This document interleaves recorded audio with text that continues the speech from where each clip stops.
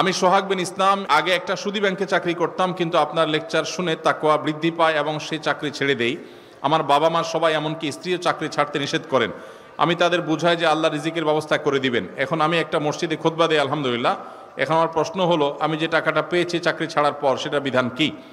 যে ভাই প্রশ্ন লিখেছেন তাকে আমি স্যালিউট জানাই, সাধুবাদ জানাই এবং তাকে আমি মোবারকবাদ জানাই। আল্লাহ তাআলা আমার এই ভাইয়ের, তার যে হারাম ছেড়েছেন, তার যে স্যাক্রিফাইস করেছেন, এটা তার পরিবারকে মেনে নেওয়ার, সবর করার তৌফিক আল্লাহ তাআলা দান করুন। এবং যেটা তিনি ছেড়েছেন, আল্লাহ তাআলা তার জন্য তার উত্তম বিকল্প আল্লাহ তাআলা তাকে ব্যবস্থা করে দেন।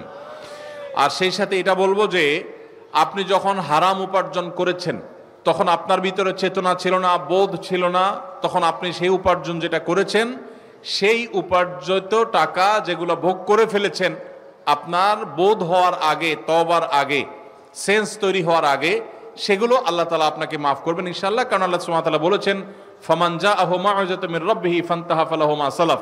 কেউ যদি আল্লাহর নসিহা, উপদেশ আসার আগে এরকম কোন সুদী কারবার করে থাকে, তাহলে আল্লাহ তাআলা সেটা তাকে মাফ করবেন। তবে আপনার তওবার পর আপনি হারাম এবং হালালের এই যে উপলব্ধি, এই সেন্স যখন এসেছে, তারপর যদি আপনার কাছে কোনো হারাম উপার্জিত টাকা আসে, তো সেটা আপনি গ্রহণ করবেন না, সেটা আপনার জন্য ভোগ করা জায়েজ হবে না।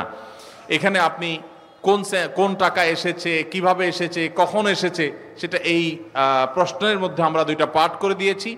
আগে ভোগ করে থাকলে সেটা জায়েজ, সেটা আল্লাহ তাআলা মাফ করবেন, জায়েজ বলতে মাফ করবেন ইনশাআল্লাহ, আশা করা যায় আপনার তওবার কারণে। আর পরে যদি এসে থাকে, আগের হারাম টাকাই পরে আসছে তওবার পরে, তাহলে এখন আর এটা গ্রহণ করবেন না, এটা আপনার জন্য জায়েজ হবে না।